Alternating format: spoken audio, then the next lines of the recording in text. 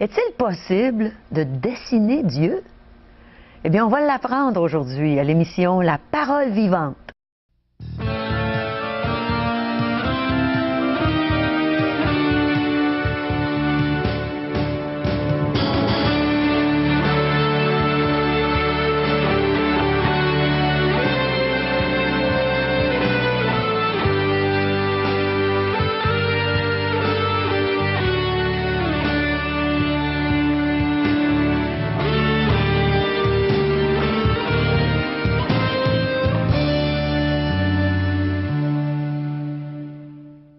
Bonjour, chers amis.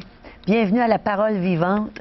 Et aujourd'hui, le pasteur Régent Joly va nous aider à voir combien Dieu nous aime à travers les enseignements qu'il va nous apporter. Et aussi, on va entendre le témoignage de Noémie Côté, une jeune femme qui va à la même église que moi. Vous allez aimer son témoignage. Ça m'a touchée quand je l'ai entendu. J'en suis venue les larmes aux yeux. Et on va entendre un chant de Corinne Lanquetin. Je dis toujours qu'elle chante comme un ange et vous allez être d'accord avec moi quand vous allez l'entendre, je suis certaine. Et n'oubliez pas, on s'intéresse à vous, on veut entendre vos questions, on veut entendre vos commentaires. Alors appelez-nous à 1-877-l'Espoir, 1-877-537-7647 ou visitez notre site web espoir.ca. Bonjour Régent. Bonjour Caro, laisse-moi dire que tu as un bel intérêt pour nos téléspectateurs. À chaque fois, tu les invites à nous écrire, à donner leurs commentaires, à nous partager leurs réactions face à ce qu'ils entendent. Et aujourd'hui, je vais vous parler d'une personne qui a aussi un grand intérêt pour chacun des téléspectateurs. Oui. On va retrouver dans tout cela le sens de notre existence. C'est Dieu qui nous aime. Dieu, par amour, nous a créés afin de partager l'être qu'il est avec nous. Dieu est amour, nous dit les Saintes Écritures. On retrouve ça dans 1 Jean, chapitre 4, verset 19. Pour nous, nous l'aimons parce qu'il nous a aimés le premier. Oui. Et cet amour qui se manifeste ici-bas sur cette terre nous rejoint, chacun d'entre nous. On va regarder ça avec plus de détails, avec d'autres textes bibliques et puis avec beaucoup d'illustrations qui vont nous faciliter la compréhension de cette vérité. Oui, et on va entendre justement parler de ce grand amour à travers le témoignage de Noémie Côté.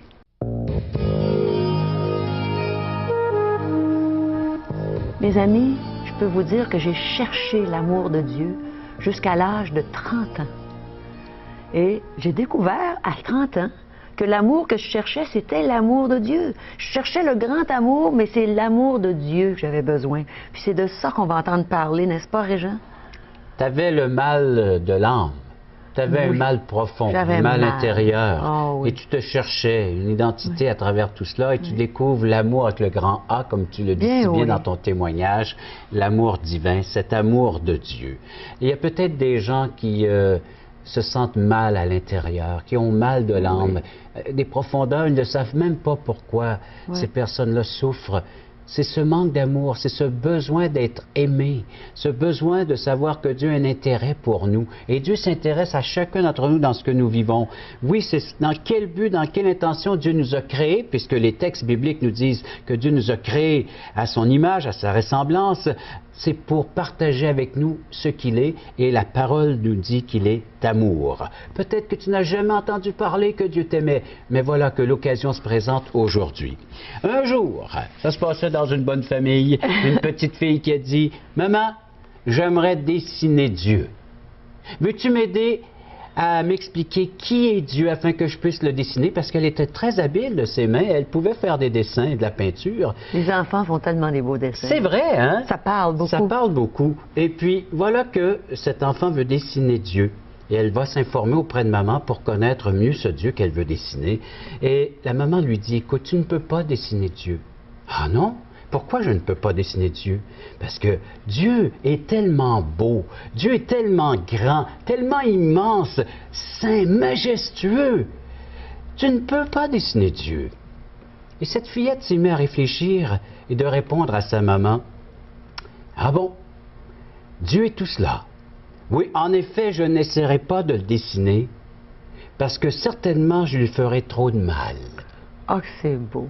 Ça prend la Alors, il d'un ferait trop de enfant. mal à dessiner ce Dieu qui est si parfait. Oui. Et c'est vrai que Dieu est parfait. Dieu est tout cela. Et Dieu, c'est cet amour même dont nous avons besoin. Dieu est un cœur.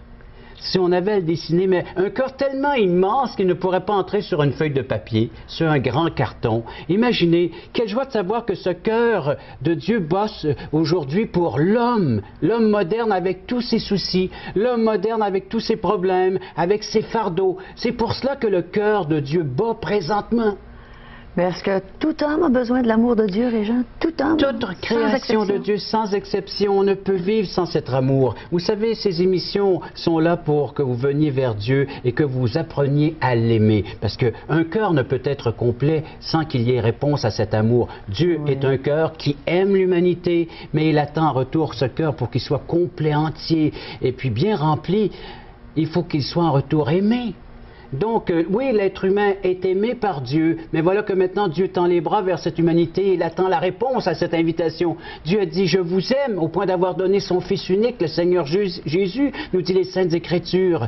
Et ce texte que nous avons lu, Dieu est amour, et voilà pourquoi que nous sommes appelés à l'aimer. Il y a un retour dans tout cela, hein, une réponse à cette invitation. C'est comme, vous savez, une demoiselle qui aime un jeune homme. Mais il n'en est pas aimé en retour. Alors, elle n'est certes pas heureuse et elle est triste. Est-ce que tu penses que Dieu est triste comme Dieu ça? Dieu est triste. Il tend les mains à chaque jour vers cette humanité, vers chaque individu qui la compose, cette société, et il nous déclare son amour. Il l'a manifesté en envoyant son Fils ici-bas sur cette terre, parce que Jésus est venu pour nous faire connaître cet amour divin. Est-ce que tu crois que tous nos spectateurs, nos téléspectateurs, peuvent recevoir cet amour? Ils sont tous aimés de Dieu, ça c'est certain. La parole de Dieu nous dit que Dieu aime chaque création, chaque créature qui compose, il va sans dire, cette humanité. Donc, si vous êtes rongé intérieurement, écoutez ce que le psychologue viennois Viktor Frankl a affirmé. Si l'homme est aujourd'hui malade, c'est parce que Dieu lui manque. Une sagesse dans cette parole-là. Hein? Oui, alors si nous sommes malades, c'est parce que Dieu nous manque. Lui qui peut réellement nous dire que nous sommes par sa parole et donner alors un sens à l'existence. Vous cherchez votre identité, lisez la Bible. C'est un conseil d'ami que je vous donne. Et vous voulez avoir un cœur maintenant satisfait, rempli, qui déborde, cherchez l'amour de Dieu. Répondez à son amour. Est-ce que tout le monde peut trouver cet amour dans la Bible? Tout le monde. Celui qui est prêt à recevoir cet amour, à découvrir cet amour. Vous savez, dans le cœur de Dieu, il y a une place. Une place qui a la forme de l'homme. Ah, c'est beau! Et puis, dans le cœur de l'homme, il y a un vide qui a la forme de Dieu. Ça, c'est Pascal qui nous a dit ça. Donc, les deux cœurs vont se rejoindre, ils vont ne faire plus qu'un. Les deux cœurs, le cœur de Dieu qui a une place pour l'homme et le cœur de l'homme qui a un vide à la forme de Dieu. Seul Dieu peut combler. Vous savez qu'on n'a pas été créé pour rien. Nous ne descendons pas du singe. Les schémas qui nous sont donnés de la part des philosophes et des biologistes ne représentent pas le schéma véritable. Alors, dès le primaire et le secondaire, jusque dans les universités, on apprend quoi? On veut nous mettre dans le crâne aujourd'hui que nous descendons des primates ou des hominidés. Et qu'une fois debout, l'homme a été appelé l'Homo erectus. Et cet Homo erectus, issu des primates, a donné naissance bien longtemps après à ce qu'il est convenu d'appeler l'Homo sapiens. Doté du langage articulé. Alors, mais tout cela par pur hasard, puis l'Homo sapiens a donné naissance à l'Homo faber, l'homme qui fabrique. Alors, cet homme qui fabrique. Et quand on fabrique, il faut consommer. Hein? Alors donc, beaucoup même, aussi l'Homo faber a-t-il donné naissance à ce que nous pourrions appeler aujourd'hui, là, c'est une invention, là, ce mot, c'est l'Homo boulimus. Hein? Nous sommes saisis de boulimie aujourd'hui dans tous les domaines. Alors donc, mais revenons au schéma. Est-ce que Dieu est aussi compliqué que ça? Non, c'est ce qui est formidable, Dieu est très simple. Mais l'Homo faber a donné naissance à l'homme que nous sommes aujourd'hui et que nos savants appellent l'Homo technicus. Bon. Aujourd'hui, il faut être technicien au disparaître plus que jamais de notre siècle qui vient pousser la spécialisation de tout domaine et cela fait trembler en nous. Il laisse entrevoir que nous pourrions appeler ceci encore très personnel l'Homo extinctus, c'est-à-dire que l'homme qui risque de disparaître à cause de ses inventions. Et voilà la science qui nous emmène dans un cul-de-sac et là, nous en sommes rendus à cet endroit. Qui va nous en sortir? Il faudrait inventer un autre mot quelque part, là, hein? Est-ce qu'on peut avoir un message beaucoup plus simple que ça, que moi je peux comprendre, que tous nos téléspectateurs peuvent comprendre? Non! Mais moi aussi. Je ne comprends que nos absolument téléspectateurs aussi ne sont pas satisfaits de cela. Mais une chose qui est certaine, vous savez, les gens qui ne se sentent pas aimés ou les gens qui se disent qu'ils ne sont pas aimés souffrent énormément. Et c'est ce que je veux faire ressortir aujourd'hui dans le cadre de ce message. Beaucoup de gens s'en vont vers le suicide parce qu'ils voient qu'il n'y a personne qui les aime. Alors que Dieu nous dit ici-bas qu'il nous aime. C'est ça le début de l'enfer. Vous savez, l'enfer, c'est quoi? C'est une privation d'amour et qu'au fond, l'enfer peut commencer de se vivre ici-bas. Je vivais, moi, cette privation-là, Régent, avant de connaître Dieu. Ça me faisait tellement mal de me sentir que je n'étais pas aimée. Et là, tu nous parles de ça, puis et ça combien me fait de gens réaliser. peuvent s'identifier à ton témoignage? C'est ce que nos gens vivent aujourd'hui, hein? Et c'est un enfer quotidien. Et peut-être quelqu'un qui vit justement, un de nos téléspectateurs, qui vit cet enfer quotidien. C'est-à-dire qu'il est privé d'amour, il ne se sent pas aimé, il éprouve une solitude qui l'ébranle jusque son être le plus profond. Et pourtant, voici la réponse est toute simple. Dieu a tant aimé le monde qu'il a donné son Fils unique. Oui, Jésus-Christ est venu pour t'aimer, toi personnellement. Comme Caro, un jour, tu as vu, tu as découvert cet amour de Dieu pour toi en la personne de son Fils, la personne de Jésus. Oui, j'ai réalisé que c'était pour moi que Jésus avait donné sa vie. Et c'est ce que Dieu attend de chacun d'entre nous, de chacun d'entre vous. Si vous réalisez que Dieu vous aime présentement, vous pouvez accueillir cet amour. Mais comment est-ce que cet amour s'est manifesté pour nous? Un endroit bien précis, la croix. Jésus-Christ est venu sur cette terre, oui, il a dit qu'il aimait les gens, mais il l'a prouvé en allant mourir à la croix pour chacun d'entre nous. C'est un acte d'amour qu'il l'a crucifié, c'est un geste d'amour, vous savez. C'est pour cela qu'il est allé lui-même sur cette croix, afin que nous puissions être délivrés de cet enfer. Alors, tu ne pourras plus dire que personne ne m'aime aujourd'hui parce que Dieu a déclaré solennellement qu'il t'aimait et qu'il a prouvé en allant mourir à la croix pour toi, afin que toi, tu n'aies plus à vivre cet enfer.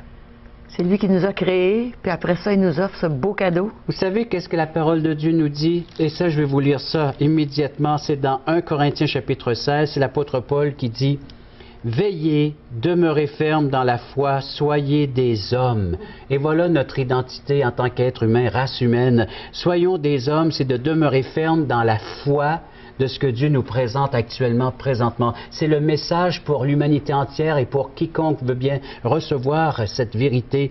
Veillez, demeurez dans la foi, soyez des hommes, fortifiez-vous. C'est le message de la Bible. Est-ce qu'il s'adresse aux chrétiens ici ou s'il s'adresse à tous les humains? Ici, il s'adresse à tous ceux et celles qui veulent bien placer leur foi dans ce merveilleux message. Qu'est-ce que chrétien? C'est quelqu'un qui a cru en la Bible, qui a reçu la parole de Dieu. Et surtout, cette invitation de pouvoir recevoir Jésus-Christ comme Sauveur et Seigneur, personnel de son existence. Et voilà qui a trouvé tout le sens, son identité, le pourquoi de son existence, qu'est-ce qu'il fait ici-bas sur la terre pour représenter ce Dieu en tant qu'enfant de Dieu et pour savoir qu'un jour, lorsqu'il quittera cette terre, il sera éternellement dans la présence de Dieu. On n'en sera plus privé de cet amour. La Bible nous dit que rien ne peut nous séparer de l'amour de Dieu manifestant la personne de Jésus-Christ. On peut être certain de ça. C'est la certitude, c'est l'assurance. Si tu fais ce que ce verset vous dit de faire, nous dit de faire, veillez, demeurez fermes dans la foi et soyez des hommes, fortifiez-vous. Alors, savez-vous que sans Christ, nous ne sommes pas des hommes comme Dieu le veut? Nous sommes des hommes manqués, nous dit les Saintes Écritures. Pour être un homme ou un être humain complet, entier, j'ai besoin de la foi placée dans la parole de Dieu et dans son œuvre, la personne de Jésus-Christ. Connaissez-vous l'expression « un garçon manqué » ? Oui. Hein? Tu connais. Alors, c'est une fille qui aurait dû être un garçon, par son tempérament, ses manières d'être, mais qui est une fille et qui se sent mal dans sa peau de fille. C'est ça, un garçon manqué. Oui, on en parle beaucoup d'aujourd'hui. Oui, aujourd'hui, il y a beaucoup de gens qui auraient voulu être soit de l'autre sexe. Puis ils veulent changer. Puis ils veulent changer. Une transformation. D'où ça vient tout cela? La Bible nous le dit, ça vient du fait qu'on a mal en soi. On a mal à l'âme. C'est un mal profond parce que, oui, pour être des hommes faits, pour être les hommes ou les êtres humains que nous devrions être, c'est en recevant le pardon, la réconciliation, le message que Dieu nous laisse. Est-ce que tu veux dire par ça que quand même on ferait tous les efforts possibles pour changer, on ne pourrait pas sans On ne pourrait Dieu? jamais être satisfait. Sans Dieu, on ne pourrait être complet. On est des êtres incomplets. Il nous manque cette partie de Dieu dans notre cœur, dans notre âme. Vous savez que si on regarde un peu l'étymologie du mot péché, là, ça veut dire manquer. Alors, si aujourd'hui j'étais grec, là, et puis supposons que j'ai manqué ma rue, là, j'ai dit j'ai péché. J'ai manqué de rue. Hein? Alors, ou bien je suis en train de tirer une flèche vers la cible, puis je manque la cible, je peux dire j'ai péché. J'ai manqué la cible, j'ai loupé la cible. Alors c'est ça péché. Et donc j'ai manqué ma vie. Puis c'est quoi la cible? La cible, alors je réalise aujourd'hui, je dois dire, j'ai manqué ma vie tant ou si longtemps que je ne me tourne pas vers Jésus-Christ. Et là maintenant de toucher la cible, c'est ça. De savoir que Jésus-Christ a payé entièrement la dette de mon péché pour que j'en sois délivré. Nous avons péché, nous avons manqué cette vie que Dieu avait pour nous. Nous sommes passés à côté, mais le Christ est venu pour nous rattraper et nous replacer sur l'orbite. Et Jésus-Christ a dit, je suis la vie. En lui, je retrouve tout le sens de mon existence et de mon éternité. Alors, il ne faut pas manquer le sens de notre existence, de notre éternité. Il faut venir à Christ, venir à Jésus et lui dire, sauve-moi, Seigneur. Seigneur, je suis un pécheur perdu, sauve-moi. Alors, méditons sur le beau message de Régent et écoutons ce beau chant de Corinne Langtin, Seigneur, je m'imagine.